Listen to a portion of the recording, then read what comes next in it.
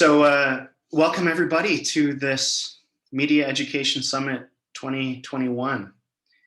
I'm just going to say a few words of welcome, I guess, as the delegate from Leeds University today, and my sort of co-organizer, Dr. Kate Nash, is going to give some welcome words tomorrow. We were both involved in helping to organize the conference from the Leeds side. When Julian and the folks at the Center for Excellence in Media Practice at Bournemouth approached us about possibly co-hosting the Education Summit at the University of Leeds, I was really thrilled to have been asked and really keen to be involved, because this conference is particularly meaningful to me. It was the very first academic conference in the UK that I ever attended when I started working at the University of Bournemouth more than 10 years ago now. And it was such a great experience, and it's been tremendous, and it's brought a lot of joy to see and watch the Media Education Summit grow into this global specialist conference now that it's become. They've had it in Hong Kong, they've had it in the United States. So this is the first virtual edition of the conference. So that's something, I suppose. Anyway, I think that CEMP and the team at Bournemouth University should be very proud of what they've accomplished in terms of growing this conference and maintaining this great academic community. So I'd like to welcome you to this day and a half of learning and collegial discussion, which the Media Education Summit is known for. Those who've already been a part of it know that, and those of you who are new, I hope that you'll see that that's the case, and this is a great and welcoming academic community. So with that, I'd like to pass it over to Karen Fowler-Watt, who will be chairing the first keynote presentation. Karen. Thanks, Chris. Thanks very much. Well, I'm delighted to welcome Ivan SIgal, Executive Director of Global Voices, to deliver our first keynote of the conference. Global Voices is a transnational, multilingual community of writers, translators, and digital activists. And Ivan has been with them since their inception in the early 2000s. And I feel that Ivan would really have loved to have been in Leeds, because I believe that even though he's the most traveled person I know, I believe he is the proud owner of a custom-made bike which was made in Leeds. So it's a shame that we can't show you the city. But anyway, thanks very much for joining us today, Ivan. Today he's in Washington, DC, and the first keynote that he's delivering for us is entitled Decoding Information Networks with Narrative Analysis. In this, he's going to share with us a recent project developed by Global Voices, which is called the Civic Media Observatory. So I just put a note in the chat asking you if you could put any questions you have, please, into the chat, then I'll keep an eye on them and we can share them back in the Q&A, which we think is probably going to be a smooth way of doing things. But I'd just like to hand over to Ivan now and look forward to hearing from you, Ivan. Thank you. Thank you, Karen. Hello, everybody. Nice to see all your faces. Wish I could meet you in person. As Karen said, I'm coming to you actually not from Washington, D.C., but from a small gray room in the back of my house that is proximate to Washington, D.C., because I feel as if I've barely seen the city in the past year, as all of us, I'm sure, feel the same way about your own hometowns. For those of you who don't know Global Voices, and I'm going to presume that it's quite possible you don't, Global Voices is a project that was created initially as a research endeavor out of an organization called the Berkman Klein Center for Internet and Society at Harvard University in 2004. And it was created in order to answer a question about how to kind of respond to the potential for the open internet to provide us with a diversity of voices, perspectives, kinds of knowledge. Because we're all, I'm sure, very familiar with the theory that the internet was going to be a democratizing force in terms of information access, in terms of information creation, in terms of what we know and who we're hearing from and what languages we're hearing. But we also know, and I think this, so I won't get too deep into the theory of this, but we also know that in practice, if we don't actually shape our communities and shape our discourse spaces uh, to be attentive to a range and diversity of voices and perspectives, then the internet, as it's currently constituted, actually amplifies or magnifies those that already have power and already have resources. So a key question that we asked when we started Global Voices was not just how do we ensure that people are speaking, but that we are listening and hearing and actually hearing from a range and a variety of voices, and that listening is as important as speaking when it comes to realizing these kind of underlying ideals of what the internet might be. I'm sure many of you, if not all of you, are familiar with the attention economy, the concept that was created actually 50 years ago in 1970, that talks about how information is an abundant commodity in online spaces, and what's scarce is actually our ability to attend to or to hear different perspectives. And of course, when that's true, we often see that those with the fewest resources, or those that have less power, less social or cultural power, actually receive less attention. And there's a long conversation to be had about that, but that's not the conversation I want to have right now. Instead, and maybe we'll come back to that at the end. But I'd like to talk today about what it means to actually try to create the continuous effort to create context for diverse voices to be heard in ways that foster understanding, and to show you one project that we've been working on for the past roughly 2 years called the Civic Media Observatory. So also just a quick note about what we're going to do today. I'm going to talk for about a half hour. At some point, I'll bring in a slideshow, and then at the end of that, we'll hopefully have a conversation. And I look forward to your thoughts and your comments and ideas after that. So Global Voices, in addition to being what is, I guess we could describe it as a volunteer newsroom, it has about 1,000 participants a year from about 160 countries around the world who write and translate and act and work as digital activists. And most of the people who participate in Global Voices are volunteers as part of a community, but they aren't necessarily amateurs. So a lot of them, almost everybody who's part of our community is multilingual and has many folks have a professional degree. Many teachers, many journalists, scientists, people who work in one field of advocacy or another. And we all collaborate and combine our effort to analyze local conversations, local issues of importance, and share them by writing about them, translating about them, and analyzing them for global audiences. So it's kind of like a global newswire, except it's run by volunteers on the basis of what matters to local communities. So that local expertise and the ability to explain context, to decipher local meaning is central to what we do. In addition to that main activity, which we call the newsroom, and if you go to our site, globalvoices.org, you'll see all of the content that we're producing there. There's a couple of specialized projects that we have. One is called Rising Voices, which works with communities that have structural impediments to online participation. And that could be economic, could be political, could be religious, could be ethnic, could be sectarian, a whole range of opportunities or types of restriction.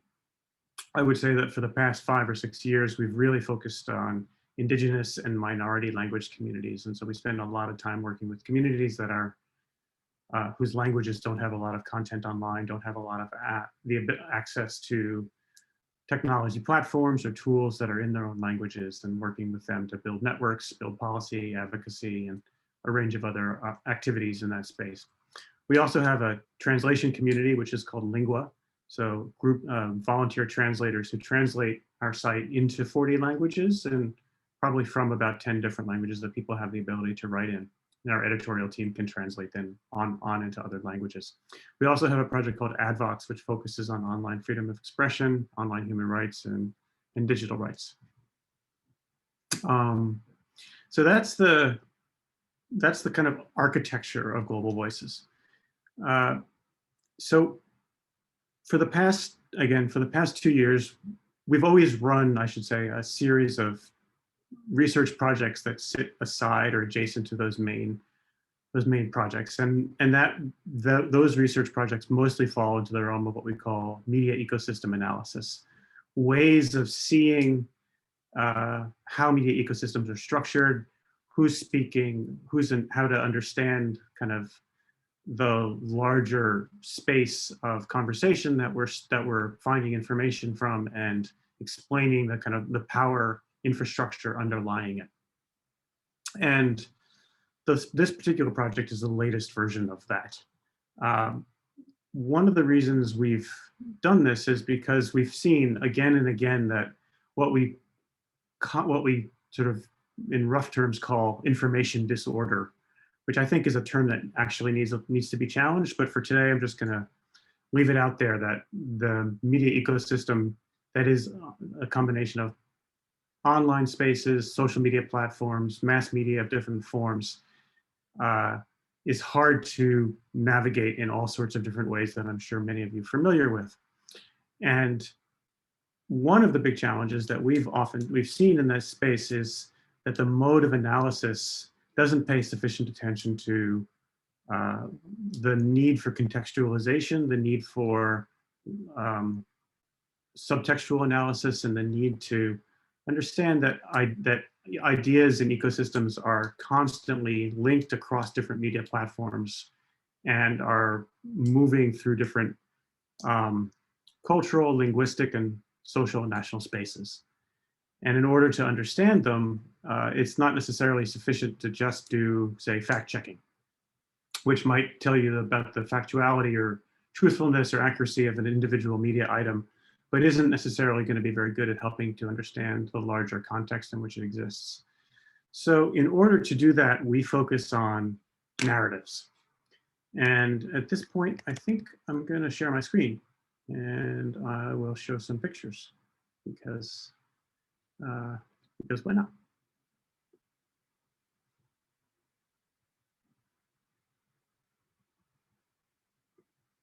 Oops, 1 second.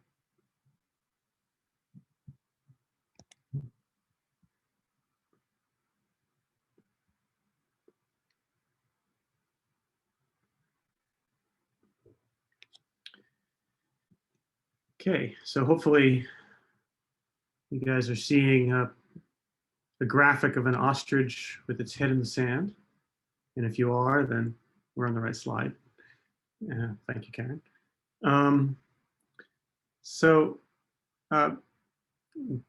With the Observatory, we focus on narrative as a way of building context and responding to and understanding the actual information complexity with which we're currently faced. And seeking to advance a method of analysis that can work almost like a social mind among the participants of this project. I am going to try to remove, there we go, that'll do it. It's a kind of media literacy, I suppose, and something we'll come back to at the end of this conversation again, in ways in which this set of ideas might be applied to a media literacy approach to thinking about understanding media. But at the moment, it's done with people who are pretty sophisticated in terms of their ability to do analysis of media landscapes, media ecosystems. And so we talk about it as a method to investigate and decode how people understand information and create knowledge in complex media ecosystems. And as you can see here on the slide, I'm not going to read this to you. We have a couple of different kind of really strong focuses around contextual knowledge, vulnerability to harmful information or misinformation, and a news media that is often not able to, doesn't have the capacity to see or focus on different marginal or diverse or multilingual or transnational groups that then leave them incapable or unable to prepare for what could be what we call foreseeable shocks, as opposed to unforeseeable shocks.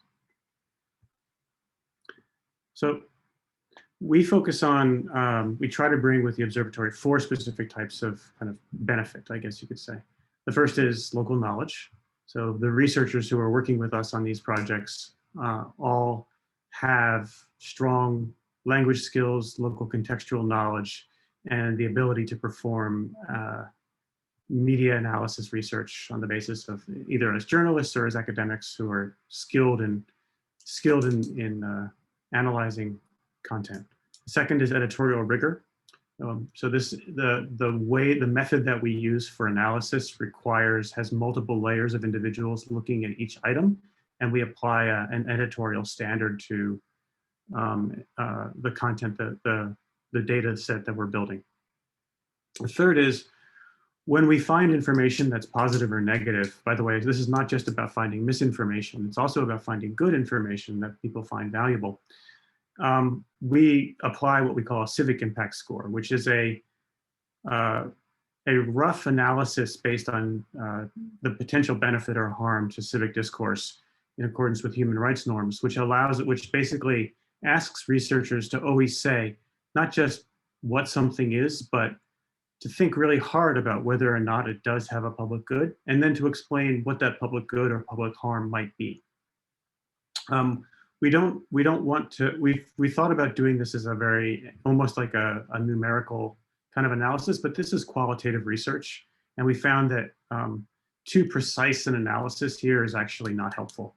What the civic impact score does is it forces researchers to ask nuanced questions of the value of the items that they're looking at. The last thing that we do is we have a range of suggested actions. So once we have performed analysis, we then are, with a given investigation or a given media item, we're then reaching out to a media platform and saying, this is problematic content, you need to do something about it, or we're writing a story about it, or we're producing research on it, or we're, if in some cases we're bringing it up to the proper authorities if it's truly harmful. So we want to make sure that the research that we're doing has some applied value, I guess you can say. So the method. The core of our method is what we call an investigation. So, so it's a time-bound and theme-bound focus on a topic. So for example, the Taiwan presidential elections of 2019 and 2020 was an investigation that we did last year. Or the possibility of EU accession for Northern Macedonia and Albania is another one that we ran last year. We also monitor other media ecosystems that are using a larger set of more general terms. So I'll show you some of the monitoring projects that we've done. But for example, right now we're running a monitoring project on the Ethiopia's media ecosystem. And for monitoring, we tend to look at scale at the level of a country. Research focuses on themes, which are predefined events, trends, or phenomenon that the editorial and the research team kind of identifies. And narrative frames, which are the dominant narratives used to describe and debate themes. So an easy way of thinking about this is themes are what people are talking about, and narrative frames are how people are talking about them. The ideologies, the subtext, the understanding that they bring to an idea that may be explicit, but often is implicit in the choice of what verbs, what adjectives, what focus, what to emphasize, what to de-emphasize. And by making the narrative explicit in our analysis, we find that we can kind of interlink lots of different media items and help to explain how they work in different cultural and social contexts. The most granular level of analysis for this project is a media item. And a media item is any kind of media that can be defined or kind of captured as having an edge. So could be the prototypical one, of course, is a news article, but a social media post or a tweet or a YouTube video could be one. So could a book or a PhD thesis or a poster that's found on a street or a piece of graffiti or a meme. So a media item has a definable and recognizable characteristic. And it's important that we keep a general openness to the idea that media items are fungible in this way, because in practice, that is how media ecosystems are actually working. And we spend a lot of time tracing and analyzing the relationships between media items as they move through our ecosystems. And I'll show you how we do that in a minute. The outputs from the observatory are a range of items. So we have, for each piece of research, we have a data set. We produce stories for the Global Voices site. So we're using the observatory as a way of adding rigor to our editorial process. We will write special reports on investigations, and sometimes we're generating weekly or bi-weekly reporting as well.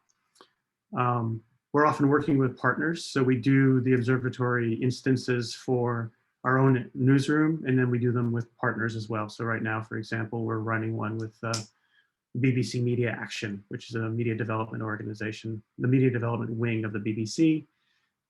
We're doing other projects with Facebook. We would love to do other projects with other social media platforms because we help them in that context. We are informing them of material that's harmful or damaging on their platforms. And while there are large structural problems with those platforms that we could talk about, there are also immediate needs that we are helping to answer in those cases. This is the workflow of the research. I would say, so for each investigation, there's a team of people who are working on it. Usually that's between 5 and 15 people. There's a very clear process that they have to go through in order to enter information into the platform. It's discovery, capture, description, analysis, scoring, and action.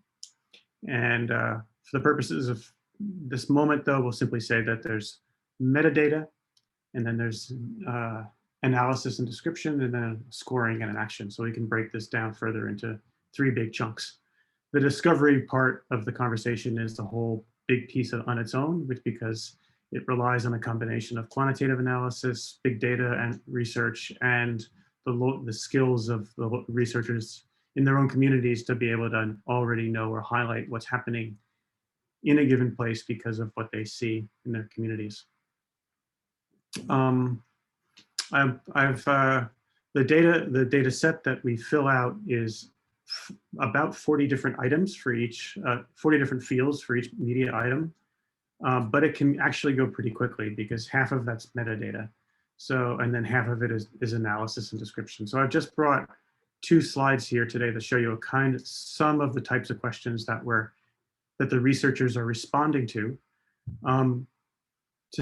show you that the structure of the research, we do our best to basically remove the inherent the possibility for bias or gaming of the data set by the researchers. So at the same time as we need local knowledge, we also have a lot of processes to make sure that people are basically using the strategy part of their brains when they're answering questions, that they're stepping back from their own positions and they're engaging with the material through a kind of a critical approach.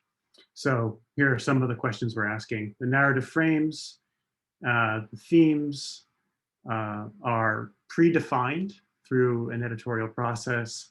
The question of wider cultural phenomena is about memes. Just gives you an example of some of the kinds of questions we ask. Here's a few more. This is about claims made in an item. A claim is a term we use as an assertion of truth or factuality. And so one of the things that we often see is people make claims in their writing, but those claims are not backed up by any kind of evidence. So we need to say, we ask people, do you see a claim? Does that claim have evidence? Is that evidence true? These are the types of questions that we're answering. We're asking them in a very structured way. And the fact that we're asking them in a structured way allows us to then go back later and perform a whole range of cross-cutting and really rich data analysis on the types of responses that we're getting. So almost done with this part. This is the civic impact score structure that we use. We have a -3 to +3 scale for each media item. -3 and -2 are hateful, inciting, illegal, disinforming, or harmful. You can think of these categories as items that social media platforms might be likely to take down, or your friendly media regulator who is checking out your broadcasting agencies.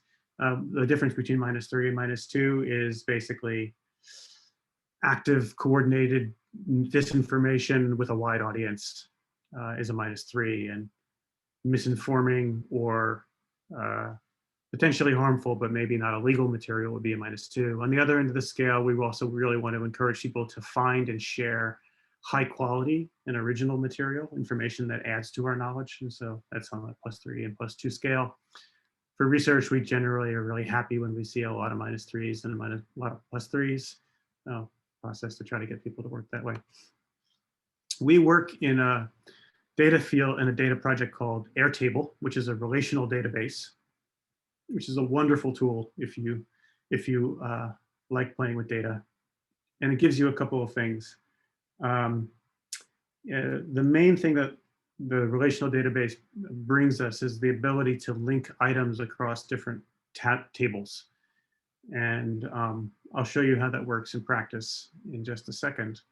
But it's a great tool for rapid iteration of questions and the structure of the research. And we've been doing this for about 1.5 years, and especially at the beginning, we were constantly changing, figuring out what are the best questions, which questions work, which ones don't. If we had hard coded that into a platform that we built, it would be much more difficult to work with. So this allows us to do really rapid iteration of the processes. Now we're kind of settling into questions and methods that we feel are working really well for us. And so at some point we might move out of this, but for now it's still a really wonderful tool. Here's an example of what the Airtable looks like in practice. This is our COVID-19 Observatory. And as you can see up at the top, we have about 8 different tables that are all related. So we have media items, which is the primary table set. We track media sources, we track themes, we track narrative frames, as I've already described, but also stories, locations, people of interest related items. And this is an example of one of the media items that is in the COVID Observatory. It's a Brazil story. And here you can see that this particular story has it relates to 5 different themes that we're working on and 3 different narrative frames. And so it's a really powerful tool. You could look at this and say, oh, so who else, what other stories are also about the idea that fascism is increasing in Brazil since Bolsonaro took office? And click on that tab, and that brings you to the other stories that are also working on that, focusing on that same question. In total, over the last 18 months, we've run 4 significant transnational investigations. We've run monitoring in 7 countries with an elections focus on 6 different countries. And that includes topics such as EU accession, COVID-19, Chinese soft power influence in Belt and Road Initiative countries, and monitoring in India, Myanmar, Haiti, Bolivia, Venezuela, Brazil, and Ethiopia. We've had probably around 40 to 50 people working on this project altogether. And in a lot of cases, how do I put this? We're seeing a lot of really fascinating trends through the narrative analysis that then have impact later on. So I'm going to show you just a very small subset of 2 of those projects to give you a taste of what some of the outcomes are for this work. And I will say that eventually every one of these projects will be public online on the Global Voices website. Some of them are right now, but it's pretty labor intensive effort to clean the data and to make sure that there's no security risks for the individuals involved. In some cases, like the Myanmar, the Ethiopian, the Hong Kong research, we have individuals who are part of the research team but can't be publicly affiliated with it for security reasons. And so we're very careful to make sure that we're removing all markers of identity for the researchers before we're publishing the data set itself. And but we will be putting public versions online. There's also some copyright issues because, as you can see with this slide, we often do screenshots of different media sources. But if we publish the entire screenshot or the full text version, that's actually a copyright infringement. So we have to be very careful to only show metadata. But we're working to get every one of these investigations into a public shape. So. Let's see, how am I doing on time? Okay. It's doing okay? Great. Yeah. All right. Let me start then with the COVID-19 research. So starting in January 2020, we began working on COVID-19 related themes. And we found it because we were working in Taiwan on the presidential elections there, which was the campaign happened in 2019, November, December, and the elections were in 2020, January 2020. And we found what was then known as the quote Wuhan virus was being used as a disinformation effort by mainland Chinese to try to suppress Taiwanese vote, saying that if you come out and vote, you'll get the virus. And so we saw what's now commonly known as the infodemic or the misinfodemic around COVID-19 as early as like the second week of January of 2020. And we thought that was really interesting. So we started tracking and documenting it first in Hong Kong and Taiwan. And then eventually this research grew to encompass 20 languages, working in India, Brazil, Russia, Nigeria, especially with a somewhat smaller focus on Hong Kong, Bangladesh, Haiti, Venezuela, Bolivia, and a bunch of transnational themes. So the research set now has 194 narrative frames, 118 themes, and over 1,300 media items that we've analyzed. So it's a massive and fascinating compilation of how narratives cross different countries over the past year and a half. And we will eventually get this thing online. But right now it's generated a bunch of really interesting research and stories on the back end. And we've been contributing to projects that have helped the social media platforms to identify toxic and harmful and misinforming, disinforming expression around COVID-19 that's resulted in numerous harmful pieces of harmful content being removed from those platforms. This chart right here is just a quick example of some of the ways that we're tracking doing discovery. So this is a trend line that shows attention to COVID-19 in mass media using the tool Media Cloud, which identifies reported editorial stories from all over the world. It's a project out of the Berkman Center again. And this is in July and August of last year, just to show you that there's a significant shift in trend and attention on the topic over time. And we have some larger data sets that look at this over time and larger scale, but just to give you a taste of one of the ways that we do discovery to find stories. Here are just a quick example of some of the themes that we saw for COVID-19. So obviously mis and disinformation, protest, activism, and the pandemic,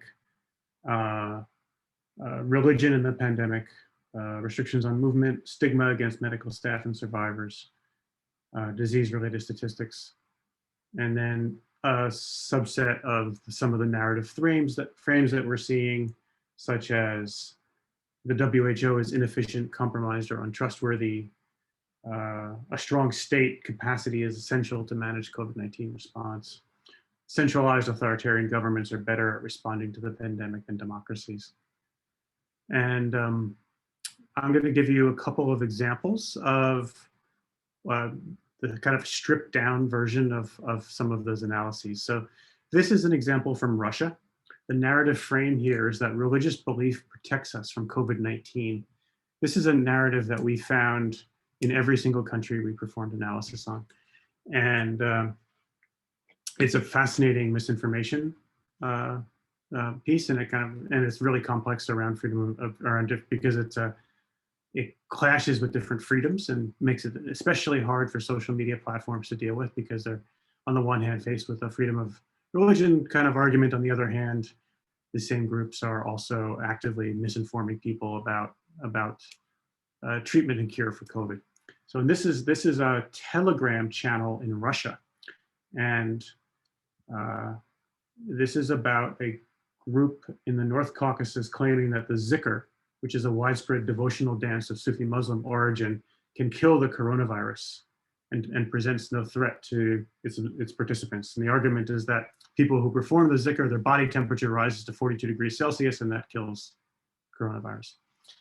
This is a rumor that's being spread through Telegram in the North Caucasus in the middle of last year. And we found a similar, just so you don't get the idea that this is about potentially targeting a particular religious community, we found similar arguments among Hindus, Buddhists, Christians. So regardless of the faith of a particular, this happens to be a Muslim community, but this argument has been replicated with pretty much every faith that we've looked at of some version of this. Not that dancing particularly is going to kill COVID, but some version of a faith-based act will kill it. Here's a slightly different theme. This is also a Russia story. The narrative frame here is that the Russian government is promoting is that a national government's competence has led to a strong response to COVID-19. And the theme is stigma against medical staff and survivors. And this was a very popular item, and it was produced by a Russian broadcaster, a pro-Kremlin anchor and journalist named Dmitry Kiselyov, who is attacking the Doctors Alliance, which is an independent trade union that was vocal in raising awareness of struggles faced by frontline medical workers during COVID-19. And the argument that he's making here, which is, by the way, completely untrue, is that the Doctors Alliance is fake, and that they're putting out harmful information and maligning the national government's COVID response. So, and we were able to find 63 related items to this type of kind of engagement at the time of this research. So gives us a sense of how you take a look at a particular kind of government position in this case, and we're able to track and document its effects in lots of other contexts. One more here. This is from India. The narrative frame here is that a centralized authoritarian government is better at responding to a pandemic than democracy. And a national government's competence has led to a strong response to COVID-19 again.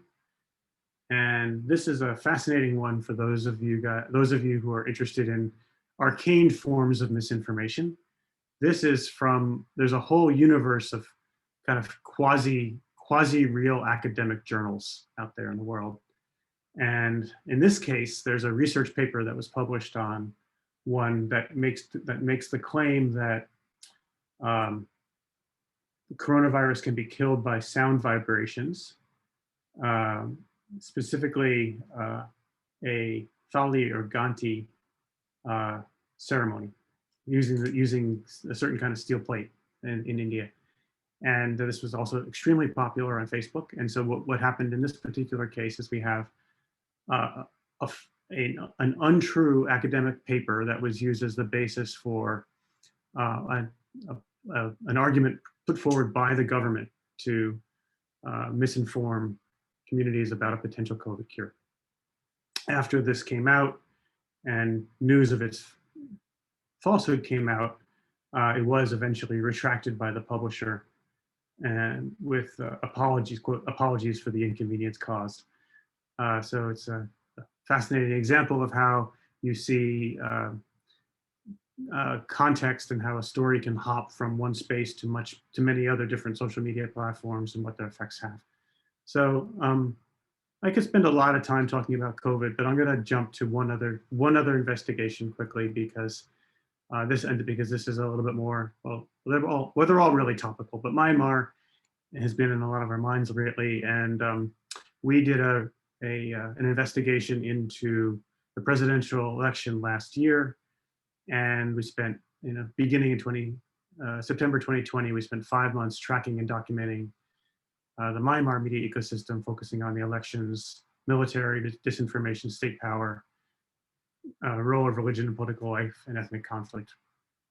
This data set has almost 360 media items, 25 different themes and narrative frames. So in terms of the election, these are some of the main themes that we saw. Transparency and election fraud and Islamophobia were huge. And all of these, we put this, I'm sharing this with you today because this is a premonition of democratic collapse. All of the justifications for the coup were here 5 months before it happened. These are some of the narrative frames that we saw. And what we found essentially is that the two main narratives, these ideas right here are all part of a set of narratives which say that the NLD, the main party in power, Aung San Suu Kyi's party, had become a Muslim party, which is untrue. It is the case that they had a number of Muslims on their roster slate of candidates into the previous election, but it's very far from turning it into a quote Muslim party. So the Hindu nationalist groups used that as a way of saying that if you vote for the NLD will basically turn Myanmar into a Muslim country. And this is tied to the post-Rohingya, kind of the fallout from the Rohingya conflict as well, the Rohingya genocide. The second is that the NLD is supporting election fraud, or creating electoral fraud. So I'll just show you two items that give you an example of what some of this propaganda and misinformation is about. And then hopefully we'll have time for some conversation. So this first one is an example by a pro-nationalist, pro-military supporter that claimed that Muslims pose a danger to the nation of Myanmar and to Muslims. The narrative frames here are that the Tatmadaw is the true and only guardian of Myanmar, and that Muslims will eventually constitute the largest percentage of the population, will rule the country. This is untrue, yet it received a huge number of Facebook interactions, reactions, and comments, and and was posted, reposted, and reshared widely across different information platforms in Myanmar. Please note, if you haven't spent much time thinking about Myanmar media ecosystem, most of it, a huge amount of it takes place on Facebook. So we spent a lot of time looking at specifically at Facebook items for this particular research. The second item is the narrative frame here is that Aung San Suu Kyi is a fraud and her government cannot be trusted. So this is the second narrative. The first was about Muslims. The second is about transparency and election fraud in the 2020 election. And here there's a platform called Radio Free Myanmar, which is a pro-military platform. This item is asserting that the NLD is taking power illegitimately, and it purports to use sort of quasi-scientific and unsubstantiated evidence around local elections that point to local authorities helping to create fraud around the election. So I'll stop here, I think. I just want to say a last point around this project is we've focused for the last 18 months on deep dive research and investigations and monitoring. But we have the hope that what we can do with this way of engaging the material that we work with is to create a sort of a lighter weight version that could be useful as a media literacy tool, both for the large Global Voices community, but eventually also for one step further, our audiences and other interested people who might want to think about what it means to use a method of analysis related to the media ecosystems that people find themselves in as a way of reconstituting and recontextualizing their information. I should also say, it may or may not be obvious to you, but this is actually really fun work. It's fascinating. It's really fascinating research, and people who participate in it get really excited. So if you are interested in this kind of material, this way of thinking, it's really it's really it has to be fun, because otherwise it would be deadly tiresome, because it's very labor intensive to do it. So I think I'm gonna stop sharing my screen here now, and I believe we hopefully still have a little bit of time. We do. So We do, and there are plenty of questions in the chat, actually, Ivan. great, wonderful. So apologies for talking. I feel like with Zoom, you don't know if you're banging on too long, but so thank you for your tolerance as I showed you that work. There are lots of great questions and comments. The first, just picking up on your last point about this being a media literacy tool, one of the questions was about the challenge around scalability of this project. I wonder whether you might just consider those for a moment. So this project could scale in a number of different ways. So the first is that the method is transferable across any particular topic or subject that you might be interested in. And so it can be picked up by teams of people who want to work on it, and scaled in the sense that any research method can be scaled by being used. It could also be scaled in terms of the number of people participating in a particular research project. So we could have 5 researchers, or we could have 50 researchers working on it. The challenge with that scale is I wouldn't say it's exponential. It scales at the level of editorial work, because the way that we ensure the accuracy of the material is that every single media item we produce is looked at by at least 2 people, and usually 3. So there's researchers, and then on top, working with the researchers, that are coordinating editors.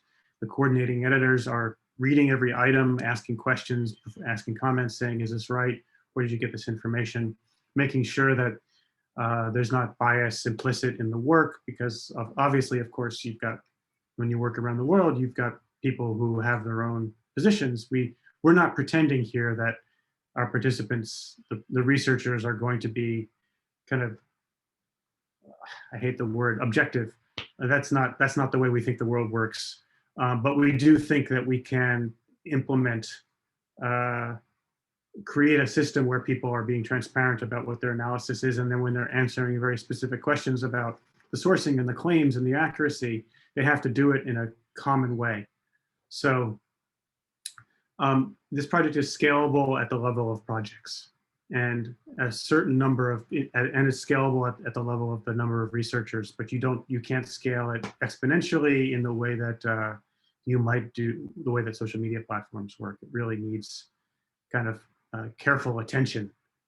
And I think that's the value in a lot of ways, because it's the people who are participating in it are the ones who are learning the most. Sure. Well, speaking about social media platforms, one of the questions asked, which of the platforms did you find got the most -3 civic impact scores? Could you ask that question one more time? Yeah, which of the media platforms that you have analysed has had the most -3 civic impact scores?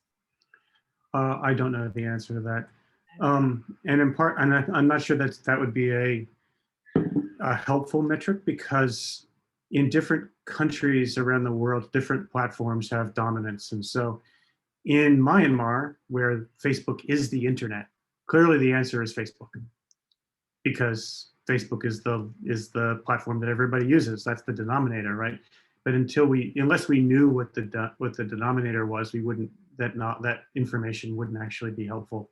In other contexts, like in Indonesia, I think Twitter is much bigger. So we would, just by virtue of the fact that Twitter is more popular, we would probably be seeing more problems on Twitter. I think the question that we're really interested in asking is, which platforms' policies are best at responding to problems and or not creating more problems? And so which platforms are most responsive when they see problems, and which of them are creating policies that are minimizing them proactively? And one of the goals that we have is pushing platforms to change their policies, especially around certain kinds of harmful expression. But we have to document it first. Sure. Yeah. Thank you. If I could put 2 together on sort of mechanics. One is around objectivity and how you acknowledge sort of levels of interpretation within the data. And then another was around what you do when an item that you've screenshotted has later been updated. How do you deal with that? So two slightly different questions around mechanics, but do you mind taking both of those? Yes, so in a sense, some kinds of objectivity are built into the questioning. So so first there's a set of what a researcher does when they come to a media item is they have to answer a set of questions about it. The first set of questions are metadata. And so there's no space in the metadata questions for anything but objectivity. This is just evidence. And the second set of questions are analysis. And in the analysis questions we ask for description, we ask for context analysis, we ask for subtext analysis, we ask for related themes, and then we ask a set of questions about claims. And I want to focus on this because I think it's really important around the objectivity side. Those claims questions are evident to anybody who looks at it. So if you make a claim, you say, does this article the story make a claim about the factuality of something? Anybody who reads it can see whether that's true. And is that claim supported? Is there any evidence made to support that claim? That's also an objective question that can be answered objectively. So those types of questions are there to ensure that if a researcher puts a -3 on something, that they have to back it up. The second level of way that we handle the question of objectivity is through the editorial process of the research itself. So the editorial coordinators who are examining the research are questioning the choices made by challenging the researchers and saying, did you do this in a way that actually clearly expresses what's actually occurred? When you made the determination that this was a -3, what was that determination based on? And researchers have to justify it. They can't just say this is a -3. They have to say why. There's a field that says this is why I made the decision. So there's pushback, and that editorial process is what gets us to not what I would say objectivity, but to a general level of transparency about why people make choices. And then the data set is there and it's public, so anybody can question it. You know, as we eventually get to the end of this process and we start to publicize the data, then people can look at it and they can say, okay, this researcher made that choice. This is also why we don't have a firm, like a very, very strict and rigorous civic impact score, because we feel like it's very often the types of impacts that we're analyzing are deeply contextual. And a certain kind of expression that in one context might be controversial but not harmful, in another might actually cause, so a great example, last year in Ethiopia, there's a musician, or an Oromo musician named Halachu Hundesa. And he gave an interview to an Oromo media outlet that was on YouTube. And if you just watched that video, which we did, and you listen to it, you might not see that what was being said was inflammatory. A week later, Hundesa was assassinated. And that assassination caused the internet to be shut down in Ethiopia for 2 weeks, and a series of ethnically inspired killings and attacks. So very clearly, this was a -3 item, right? But it was -3 because of the context in which it happened. If it had happened in a context where ethnic conflict wasn't so tense, the speech itself wouldn't have resonated in such a negative way. And so we really want people to use this almost like a guide to help us to understand, rather than to say this is a -3, therefore X has to happen. It's almost like a heuristic. Yeah.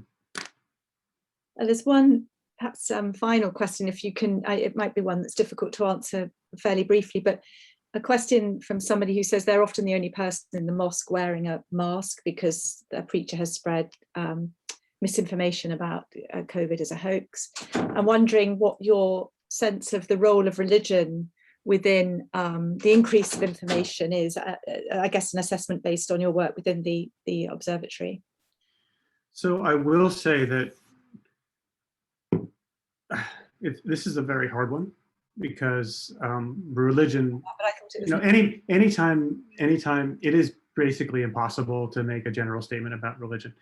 And so I'm not going to try.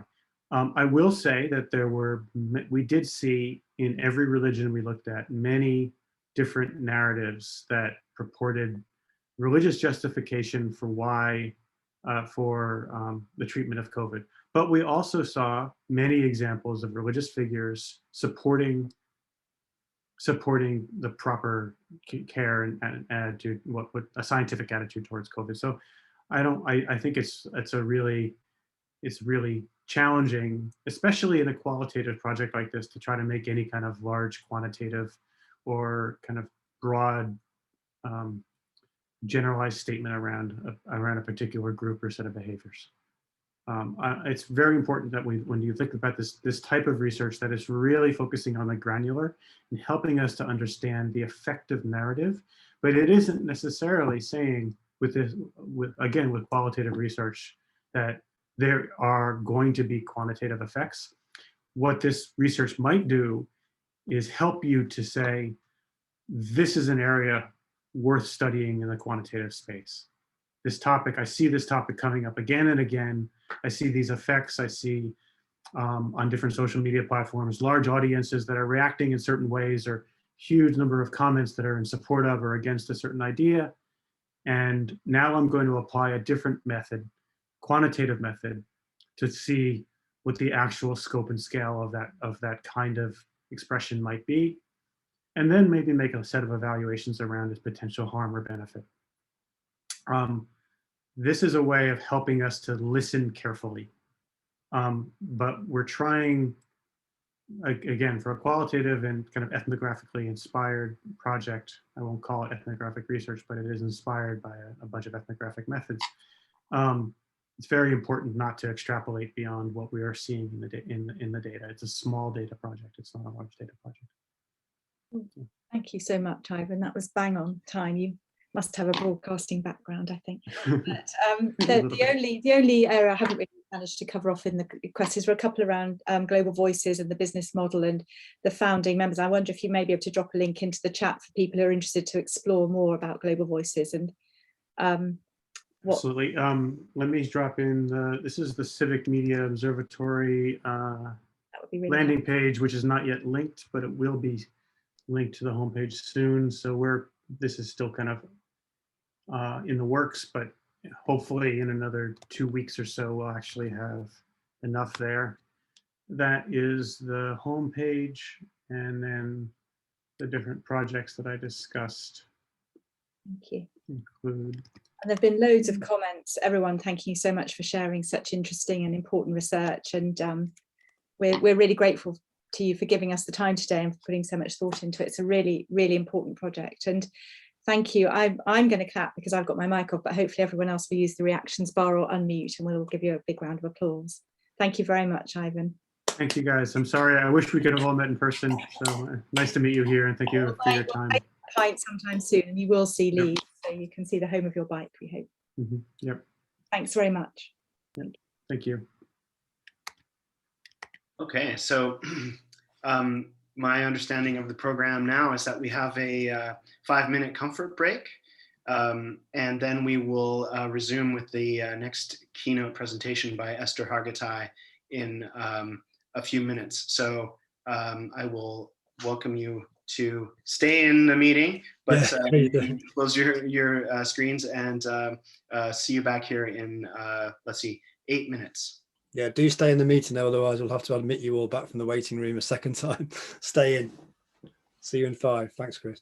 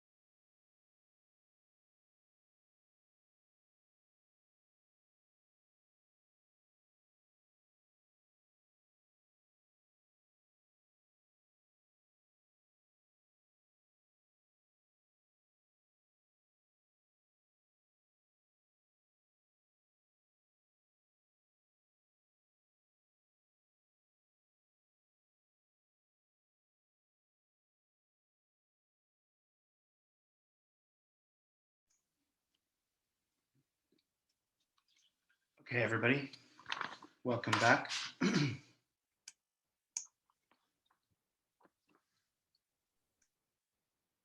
So, hi, Esther.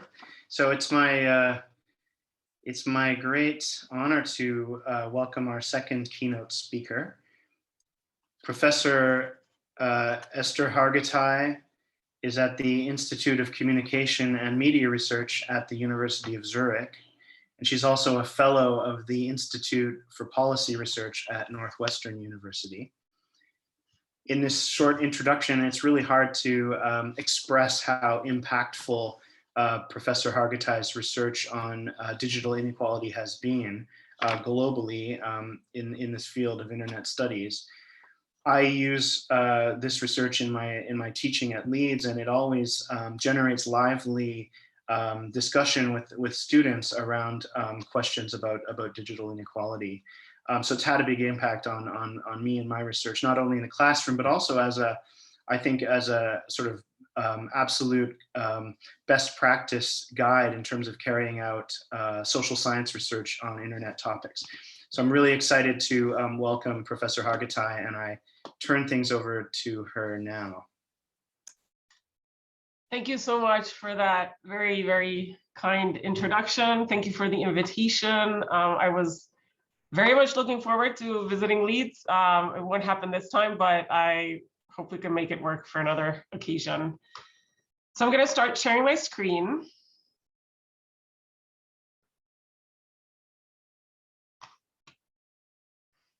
Okay.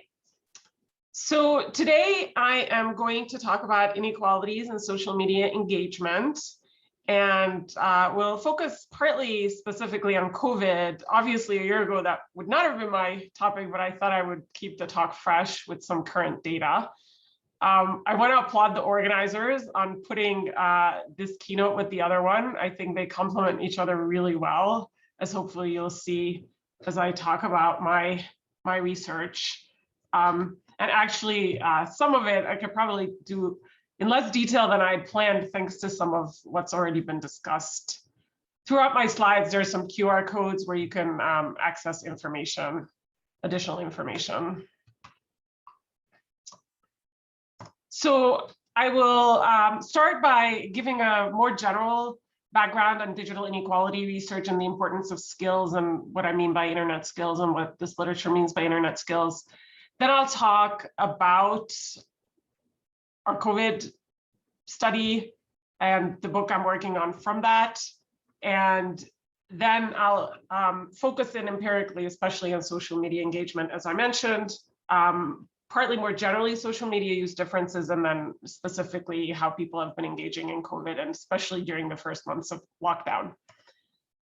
So the overarching theme of my work is or question that it asks has to do with who benefits from the digital media uses and who's left behind, and what can be done to make sure that people aren't left behind. So I suspect most of you have heard of this term, the digital divide, which traditionally refers to access differences and assumes that once people go online, these divides are solved. But as we also heard in the earlier talk, it's much more complicated than that. Just being online doesn't mean that you can do everything, doesn't mean that your voice is automatically heard by large audiences. So instead, this term digital inequality is much more helpful in capturing the spectrum of differences that come even after people go online. And the idea is that merely being connected doesn't mean that people will be effective, efficient, informed users. So the overall framework starts out with a user. So none of my research deals with people who are not online. And to be fair, there are still people like that. And it's important to study them as well. It's just not what I work on. And then I very consciously recognize that people are in different positions in society, and that these will influence both their technical and social context of use. And then my work, and at this point work by lots of others in various national contexts, have found that these factors then influence the level of skills that people have in using digital media.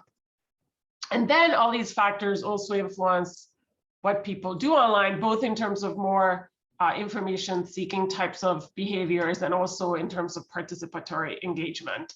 And so I'll mostly be focusing on this latter type today. And then ultimately, the big guiding question, I myself am a sociologist, and so big guiding question is, how do these factors, skills, types of uses influence life outcomes for people from their socioeconomic status to their well-being, job prospects, political participation, and whatnot. So what do I mean by skills? It's a pretty broad concept, and I think of it as a pretty all-encompassing concept when it comes to people's awareness and understanding of how technologies work and how to use them effectively and efficiently. And these are different domains of skill. And I point here to a paper where we review quite a bit of this literature and look at what has been found over time. So I just wanted to clarify that this is what I mean. And it's helpful to focus on skills. And I think given that this is the media education community, I don't think I really have to make a particularly strong case, but it's helpful to focus on skills because that's an area where there is the potential for intervention and improving people's skills potentially. So whereas certain other aspects that explain differences in usage are hard to change, we can improve, hopefully, people's skills. So how can we measure skills? This is not an obvious concept to measure. And two prevailing methods have been in-person observations and interviews, or just interviews on their own, and surveys. And in my initial work, I applied more the in-depth measures of observations and interviews, and then used the data that I derived from that to come up with survey proxies to measure skills. And now I know that there are probably a lot of qualitative researchers in the audience, and you may be skeptical. I mean, how can you really derive, especially when I show you the skill measure, how could a measure so simple encompass the complexity of internet skills? And that's a very good question. The thing is, if we are to do quantitative studies that we can field on generalizable samples, it is very important to come up with proxy measures that we can put on surveys that many people can take.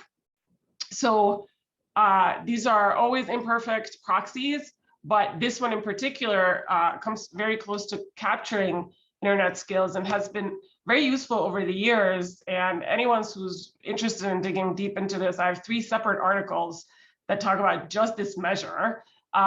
Fortunately, this measure has been used quite broadly, which is exciting because it means it's been replicated in all sorts of contexts, and it has held up over time in showing how populations diverge in their skills and how those are related to usage. Okay, so I'm going to have 3 poll questions during this talk, just because I know Zoom talks I think they're hard on all of us. So Chris, I do have access to this, so I can launch it. So I'm going to launch this poll, and this is really just, I'm curious to see what people's experiences are with doing a COVID-related project, since I'm about to talk about one of mine. So I'll give you a few seconds to respond. I'm just really curious to get a sense of how people have been thinking about this. I should have noted, but I think people read the question correctly. The last option is not to say I wish COVID never had happened. I think we all agree. We wish COVID had never had happened, but given that it did, what are your thoughts? Okay, so it looks like we have over half of the people who responded. So I'm gonna close this in a couple of seconds just to show you what it looks like. So the majority of you, 2/3 of you, do not have such a project, and but over half of those people who don't wish you did. And then others of you do. And there's just one person who has fun and wishes they didn't. So hopefully that's not too bad of a experience. Oh, I'm sorry, did I not share the results? Sorry, here. I had meant to share these. So, well, we did, in my group, we did start a COVID study a year ago. In fact, exactly a year ago, I was extremely busy working on a survey, as was my group. So, and we have a short piece where we describe what it entailed to launch into a survey that we basically put in the field within 3 weeks of lockdowns in Switzerland. And in this study, we looked at how people were seeking information about COVID. We looked at their social media uses for COVID. Soon, of course, a lot of work ended up online, and we asked questions about that. And then eventually, of course, a lot of our social lives migrated online as well. And so we ask questions about that as well. And so today I talk mainly about the social media usage. So these were national surveys, and we fielded them in 3 countries, actually. So we contracted with an online research firm called CEMP and quota sampled on age, gender, education, and region. I should note up front, and this is important, this is a very important caveat, that our data come from people who are already online and taking surveys. So we don't have data on those who are really disconnected. We don't have data on those who barely use the internet because they're really not likely to be participating in this kind of a survey. What this means is that our findings are likely to be conservative when it comes to differences by type of background and usage. I do want people to keep that in mind. So in the US, we fielded a survey almost exactly a year ago. And then also in Italy and Switzerland, about 10, 12 days later. Why those countries? So the US, we did partly because financially it's actually just much more feasible to do a study. And also because there were no language hurdles. Well, Switzerland we did because I am at the University of Zurich and we were curious about the situation in Switzerland. Logistically, it's much more complicated because to get the whole country, we need to field in German, French, and Italian. So we needed to translate the survey to those languages.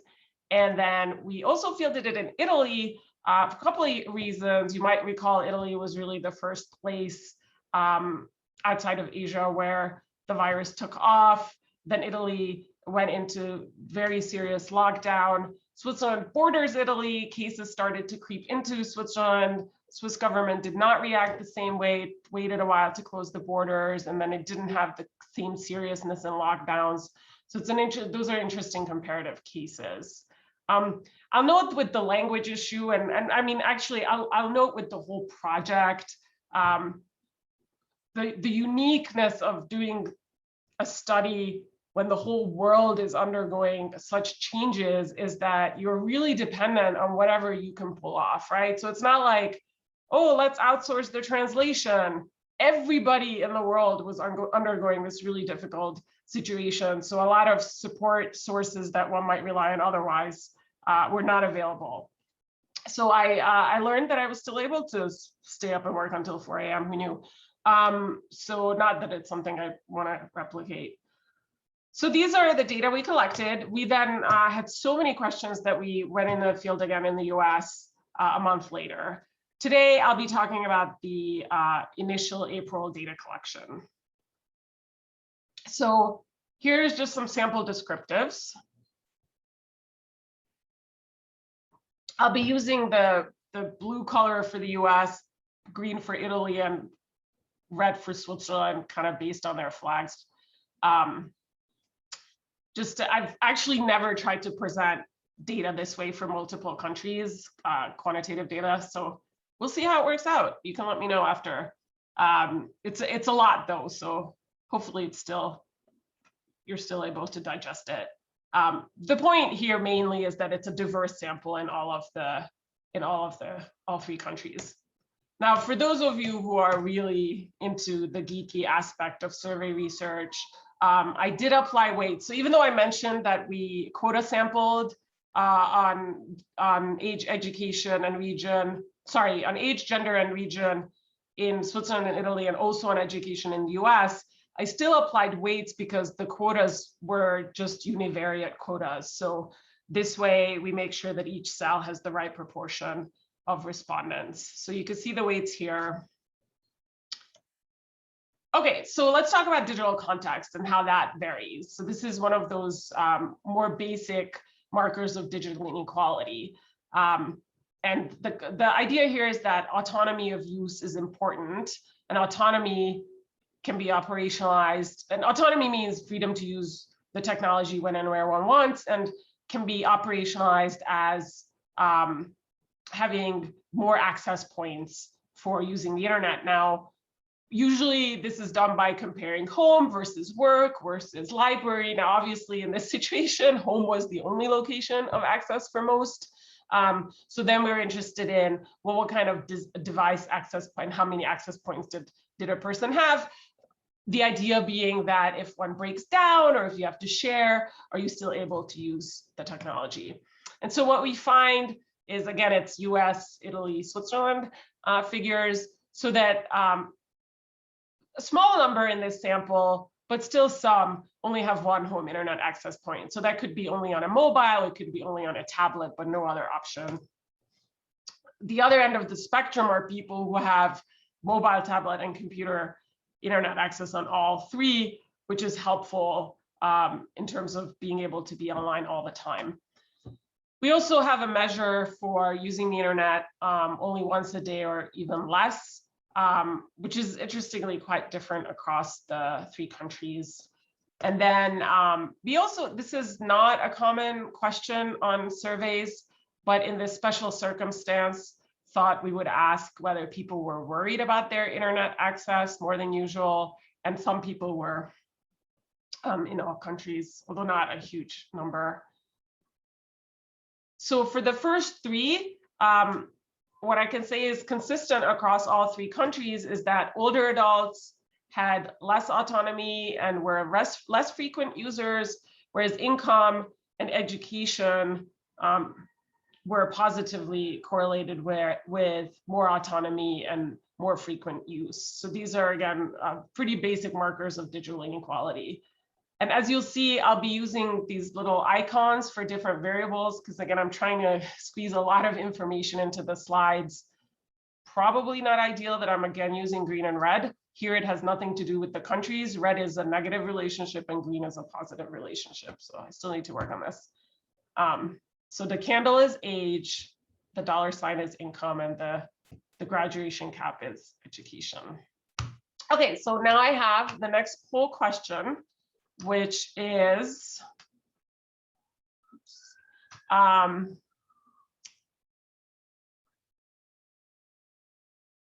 which age group do you think is most skilled? People in their 20s, people in their 40s, or the two are about the same?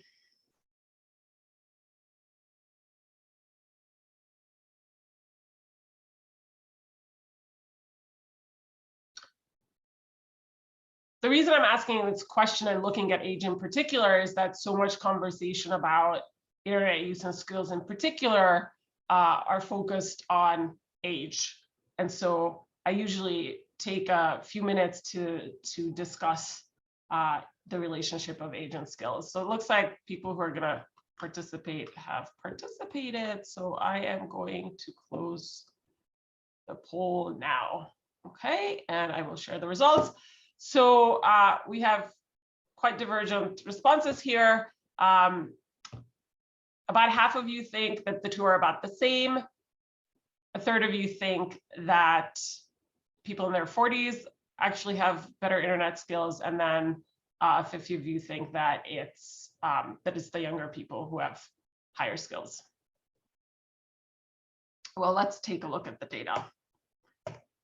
So what we have here is, again, blue is the US, green is Italy, and orangish red is Switzerland. And so we have skill level on a it's actually a 1 to 5 point scale, so you could ignore the bottom, from people in their 20s up to people 70 plus. And it's a little hard to see, but for the US data, it's actually, there is a statistically significant difference between people in their 40s and people in their 20s, in that people in their 40s are actually more skilled on that measure that I use. For the other two countries, they're about the same. So most of you got this right. So the idea is here debunking this traditional notion that older people are all less skilled. Now, of course, if you look at people in their 60s and especially people in their 70s, we do see a drop in skills. But a lot of the public rhetoric is really about, as much as I'd like to think as someone in her 40s that I don't count as older, I am older, that the assumption is more what the next slide looks like. And this is a separate measure for social media skills. And here we do see that younger people are definitely more skilled. So this is a somewhat different construct. But this tends to be, this relationship, this negative relationship of age and skills tends to be the overwhelming assumption about skills, even when not applied to social media. So I like to show these slides just to debunk that idea. Okay, so who has better skills? So consistent across all three countries is that older people, again, if we're looking at like including people in their 60s, 70s, 80s, women and people in rural areas have lower skills. Now, the gender variable here is quite complicated, and I've written about this in more detail because at some level, this is a self-reported skill scale. To be clear, we're not asking people to tell us how skilled they are. That's not something you should ever do. Lots of research shows that that is not a good way of measuring skills. But we're still, it is still a self-reported type of item. And women usually rate their skills lower whenever such a question is asked. So it's a complicated area of the scholarship, because when on the rare cases when we have actual skill measures, women actually don't do worse than men. So just putting that out there, happy to talk about that more in Q&A. In terms of digital inequality, across all three countries, both higher education and higher income are related to higher skills. Disability status, which is something I will be talking about more today, shows no relationship to skills. So people with disabilities are not more or less skilled than people without disabilities. I do want to point out that when we restrict the sample to people under 63 in the US, under 58 in Italy, under 67 in Switzerland, there is actually no age relationship to skill. And in the US, restricting to under 51, so basically 50 and under, there's actually a positive relationship of age and skills. So again, just debunking some of those myths about age and skills. Now for social media skills, somewhat different situation. These are the items that constitute that measure. And here it's really just age. There's no longer a gender difference. And otherwise the findings are pretty robust. One of the questions we asked concerning COVID is whether people had changed their communication with friends and family who do not live in their household. And this is what we found.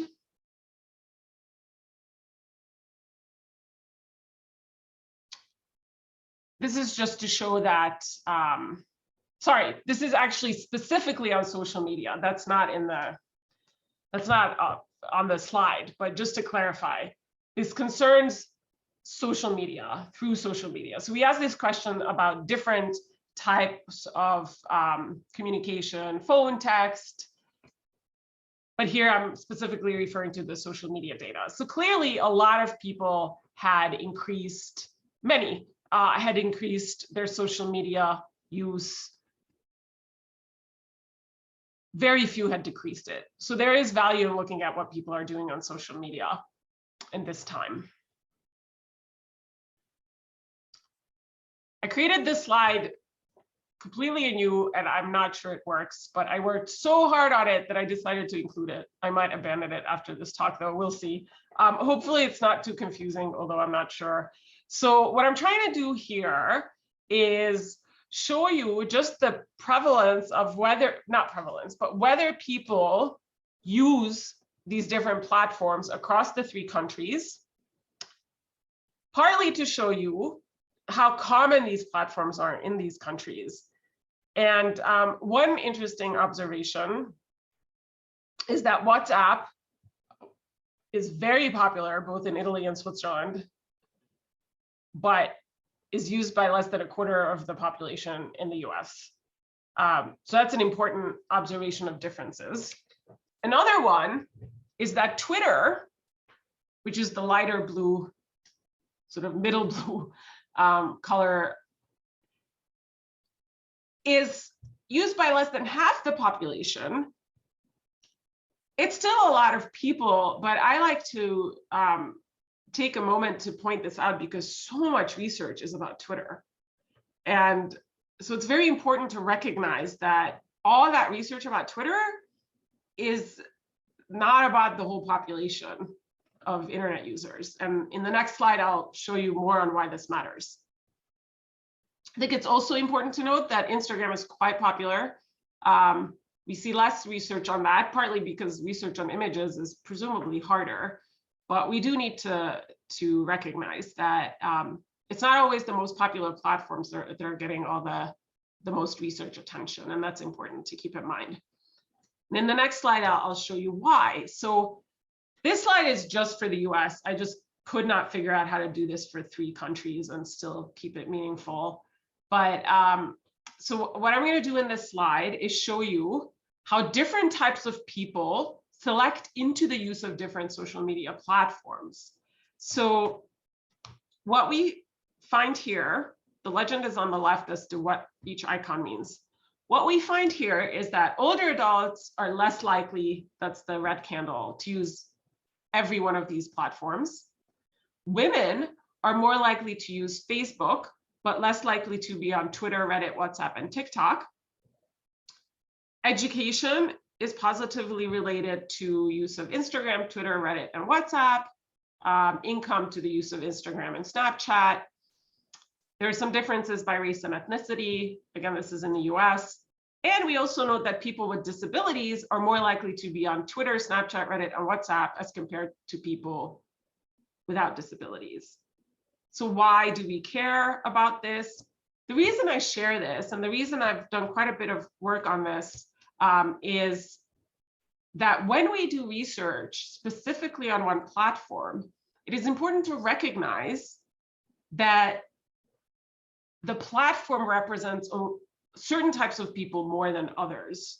So when we do research on Twitter, we have to recognize that we're less likely to see the voices and opinions and attitudes of women on there, of older people, of less educated people, but more likely to see the voices of African Americans and people with disabilities, for example.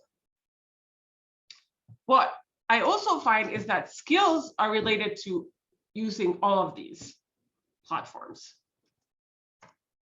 If you're interested in this work more and want to dig in deeper, not for the data from the COVID study, but for prior data, I do have a paper that goes into this in depth, including, again, more reasons for why we should care about who uses what platforms.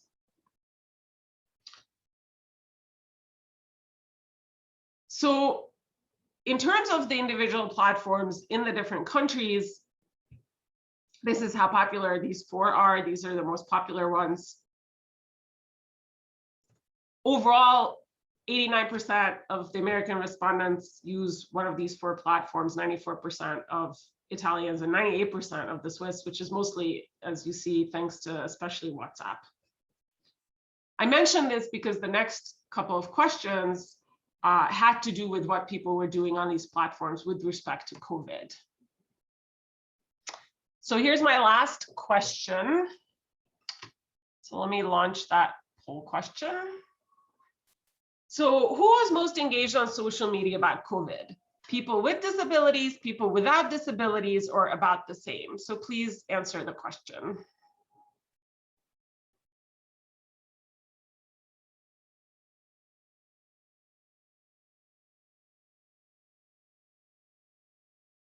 And of course, the theme of the conference is diversity and voices, and making sure that people with disabilities have a voice online is very important to the diversity of voices represented. So that's part of the inspiration for this focus. Okay, so in 5 seconds, I'm going to close the poll. 5, 4, 3, 2, 1. Okay, so the majority of you think that they're engaged at about the same level, and then somewhat more of the remaining people think that people with disabilities were engaged more, and some think that it was people without disabilities. Okay, well, let's see what this looked like. So let me first say that I just want to shout out to my collaborator, Carrie Dobronsky, who has been a collaborator of mine for studying people with disabilities and their internet uses for many years, 15 it looks like. And so I draw on that joint work in some of this work. And just 2 days ago, actually, our paper about this was published. So if you're interested in more, there's definitely more on this. So one question we asked was whether people had shared the following types of information specifically about COVID, right? So not just are they using social media, but this time about the coronavirus. And we use the word coronavirus because it's hard to remember a year later, but at the time that was still very much the word people used to refer to COVID. So here are some questions, and if you're wondering how we came up with these, honestly, we were living in the middle of the pandemic like everyone else, and these seemed like relevant questions to ask. So usually we spend months preparing surveys and figuring out what to include. That was a very much sped up activity this time. So this is what we asked about. It seemed relevant. What we found that overall, this is restricted to social media users, but as you saw, that's the vast majority of the sample. Over half in all countries had shared some such information on at least one of these platforms. In Italy, it was more than 3/4. Now, in this case, there are fewer findings that generalize to all 3 countries, and going by country is a little difficult in slides. Overall, what we find that in terms of findings that apply to all 3 samples is that older adults were less likely to share such content on social media, and people with disabilities were more likely. So those 11 of you who thought that was the case, you got this right. Additionally, once we control for skills, and I'm using regression models here. Once we control for skills, age no longer makes a difference. So age actually explains the lower level of participation among older adults. But once we control for skills, there is no age difference, but people who are more skilled are sharing more. Now here's another COVID-related question, and this had to do with either conversations, so the first 6 options have to do with those types of engagements, and then the last 3 are about support, whether offering it, receiving it, or asking for it. And here what we found was that somewhat less, but still about half at least, are using social media in this way. And very similar to before, it's older people are doing this less, people with disabilities are doing this more, and people who are skilled are doing this more. In this case, controlling for skill does not explain away the age difference, though. So I do want to share a little bit of per country findings, as hard as that is. So in the US, the 45% who did this, they were less likely to be women and more likely to be educated. For support, it was the people who were more educated, who were in the US, who were using social media for support. And in Switzerland, there's no age difference, but women were using social media for support more, and people in rural areas less. So I guess I forgot to mention this at the beginning of the talk, that my talk is different from what the title that I had submitted, which was about information and knowledge. And so I did want to have a slide at the end about COVID knowledge. So we asked about COVID knowledge in different ways. And here's one of the multiple choice questions we included that I'm giving you a few seconds to read and see if you can answer. And hopefully you know the right answer and you agree that this is not exactly a trick question. And even a year ago, this was not that difficult to answer. But in case you're wondering, the answer is that people who have been tested positive for COVID-19 are contagious regardless of whether they show symptoms. And 88% got this right. Okay, so now I forget if this was the US or if I averaged the scores. Oops. Let's assume this is for the US. And so people have higher internet skills. So the modeling, who got this question right? People with higher skills got this question right. What's discouraging is that people with disabilities were less likely to get this question right. And being engaged in support activities on social media is also negatively related to getting this question right. So this raises some important questions, right? Because so from a perspective of diversity of voices on social media, it's important that people with disabilities are using it and using it even more than others.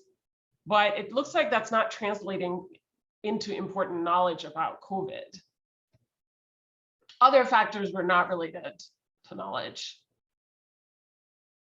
We also had questions about believing in misinformation. And I don't have examples here, but these included things like thinking that garlic can help, or taking a hot bath can help avoid COVID, or just things that were seen in the media. And we mostly got these ideas from the World Health Organization's website, where they were debunking some of the myths. None of them maybe quite as egregious as the one we saw in the last talk that was published in a scientific piece, but definitely things that were circulating. And so again, modeling this information, we find that people with disabilities, and this is true for all three countries, were more, actually, oops, this should be green. What I'm trying to say here, the red refers to that it's not what you'd like it to be. So people with disabilities are actually more likely to believe in misinformation. And that's also true not just for engaging on social media for support, but also engaging in conversations about COVID on social media and sharing content on social media. So different types of active social media engagement are related to higher beliefs in misinformation. And I'm super curious to hear what you think about this. I am currently working on a book from this material, and I'm a little bit puzzled by it. We do know that fake news and misinformation travels on social media, although some research has shown that it's not quite as prevalent as people think it to be. No other factors were related to believing in misinformation. So this is definitely puzzling. And I am curious to hear what you think. It certainly shows the importance of media education and education about information. So that's hopefully part of the takeaway. So just to conclude, more privileged people, so people with higher income, higher education, have better internet skills. Social media adoption varies across the population, and people with higher internet skills are more likely to use social media. They also are more likely to do more things on social media, be more engaged on social media. However, active engagement on social media does not necessarily mean that people are more informed about COVID, both in terms of their knowledge and in terms of their belief in misinformation. Now I just want to thank my team at the University of Zurich, who were instrumental to us pulling off such huge survey projects in the middle of lockdown. And now I'm just gonna thank you for your attention and open it up to questions, and also very much welcome comments. And I guess I'll stop sharing so we can all see each other better. Thank you. Thank you so much for that, Esther. What an amazing data set that you managed to gather in under very difficult conditions, and how exciting to be able to analyze it. I think we'll do it just the same way we did in the previous keynote, and I'll just sort of go through the questions that we've received in the chat, and then if there's time afterward, people can ask questions directly. Somebody already, Marion Meyer, already anticipated your prompt to us about the sort of the why questions, and whether or not your research, either that you've already conducted or your next research on these data, might be able to answer any sort of why questions. Why might it be that just because one has higher engagement and skills on social media, one fails your truth check questions in the survey with higher regularity? I'm sorry, so you're not going in the order of the questions in that. Now I'm just a little confused. Sorry, did you just read one of the ones here? Does your research tell us why, e.g., why is WhatsApp less popular in the US? Yes. So my research does not look at that. WhatsApp is not something I've looked at too much, because so much of my research has focused on the US. I moved to Switzerland just a few years ago from the US. And I suspect it's partly because WhatsApp just took off in other countries, and in the US for communication, people use Facebook Messenger quite a bit, and some other platforms that I guess were meeting people's needs. So it never took off as much, and these things are very much network based, right? So if you know people who are using the system, you jump on it, and Americans just, I guess to this day, just don't know that many people who use it, so are not migrating to it. I think that's mostly it. I guess other services are meeting their needs, but I don't know deeper about WhatsApp, I'm afraid. Sergey asks, do you think it's possible that the pandemic maybe pushed people to work on their internet skills and develop them further? That's an interesting question. Yeah, that's a really great question. And it's actually something that we do explore in the survey, but in the more so on the one in May, and I haven't analyzed that part of the survey yet, but absolutely we asked whether people were spending time learning about technology uses. We actually also asked about other types of learning, and we'll have much more on that, but that's one part of the survey I just haven't gotten to yet. But completely agree, I think there's a lot of room for that, and I hope to see that people were. The question for digital inequality, of course, is whether it was the people who are more educated and in more privileged positions already who were using this opportunity to learn more, or whether it was people of different backgrounds who were taking advantage or who were able to take advantage. Obviously, home responsibilities varied greatly at this time. And just remind me again, you might have covered this in your talk. Was it a one shot, or was it multiple times that you ran the survey? So it's cross-sectional. So it's the April survey is just people in April, and the May survey is a totally different group of people, unfortunately. Yeah. Okay. I think especially on such a short timeline, it would have been nearly impossible to do it otherwise, and also cost prohibitive, frankly, unfortunately. And we didn't know how long this was all going to last, did we, at that time? I mean, exactly. So again, it's really hard, I think, now to think back. But honestly, when we ran the April survey, I was not thinking, sure, we'll do one in May as well. I don't know if you remember, but it initially was supposed to be a lockdown for 2 or 3 weeks. I mean, I don't know, some of you may not have ever believed that, but that is how it was presented. So Priscilla Berger wanted to follow up on your how you do measure skills in that self-reported way. Yeah, so it's exact. I don't know if Priscilla, you joined later, but I had the question on the slides earlier in the talk, and it was that one question, which I appreciate, especially qualitative scholars would probably find to be way too simplistic. But as I also said earlier in the talk, the idea is that this was derived from actual skill measures, and this was the measure that correlated best, and it's worked well over time. There are lots of other things you could ask to assess skills. The problem is that these surveys, so survey space is always at a premium, right? And you really can't run a survey more than about 15 minutes long. So if we want to ask about social media usage and learning and a lot of other things, information seeking, you can only have small parts of the survey be about skills.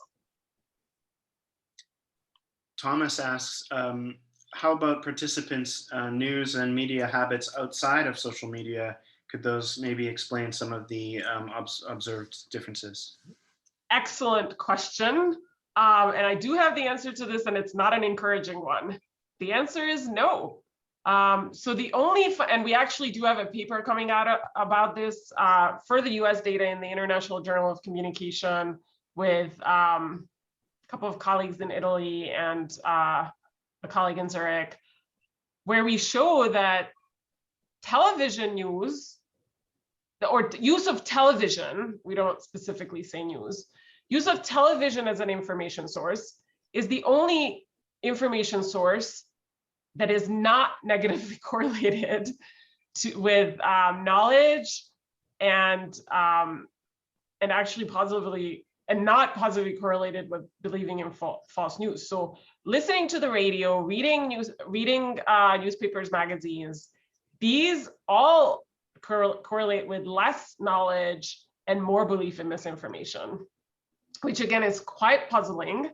What we did not do in the survey, in retrospect, unfortunately, is ask about other ways that people may have learned about COVID. I should say that in that survey, we do separate out online information sources like statistics about spread and health websites and government websites. And those also do not, my recollection is that those also do not correlate negatively with knowledge. But yeah, so much to do in terms of media education here. That's kind of the conclusion from that part of the data set. Suzanne asks that you mentioned some of the complexities of aggregating women together as a sample. What about people with disabilities? They too might have differences within that category. Absolutely. So, excuse me. Yes, so people, I'm not sure if you're referring to the fact that there are people with very different disabilities, which is absolutely right. And again, Carrie and I have written on this quite a bit. So one of the big challenges of studying people with disabilities is that if you just do a general population survey, you will only get so many people with disabilities, right? So we had, I think, about 15% in the sample in all countries on average, which then makes it very difficult to disaggregate. We do disaggregate. I'm not sure if we, so the paper I referred to is US data only. And honestly, I'm not sure if we disaggregate by types, but we do have, I think, maybe 4 types of disabilities that we can look at separately. We have another paper last year, but that's not about digital media uses, just about how people with disabilities were experiencing COVID, and there we do disaggregate. So the challenge again is having enough funds to do a big enough data collection where we get more people with disabilities in the sample, so then we can actually parse that into separate groups and compare them. The problem is if you only have like 20 people in a group, there's not much you can do statistically. But I will say that on the little bit we have in terms of their experiences of COVID, it's true that people with different disabilities experienced it differently, which again suggests that we should be disaggregating. Thank you. There's just comments in the chat. I don't think I've missed anybody in terms of questions. They're just thanking you for your presentation. Julian has linked to one of your publications, which I definitely encourage folks to check out. This has been really fascinating, Esther. Thank you so much. I've appreciated it, and I'm sure our audience has too. So round of applause for Esther. Thank you so much. I appreciate everyone staying up so late. And I think what I'll do now is hand it to Julian McDougall from CEMP for some housekeeping before we close for the evening. Sure, thanks, Chris, Karen, Esther, and Ivor, and everyone who's joined. Great start to MES here in Zoom.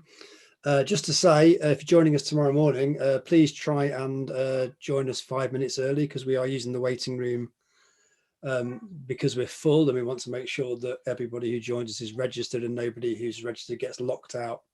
So it takes a bit of time to admit everyone from the waiting room when you're cross-referencing. So if you could join us 5 minutes early, that would be great. And just in case, belts and braces, really, the updated program has been sent out. We are not using separate Zoom links for the panels. We're using breakout rooms. So join us in the main room, and then you'll be able to move into the breakout rooms from there. That's it, everybody, I think. See you in the morning. Those of you in different time zones, get some sleep. Thanks for joining, and good night. Night. Thanks. Thank you. Thank you. Thanks.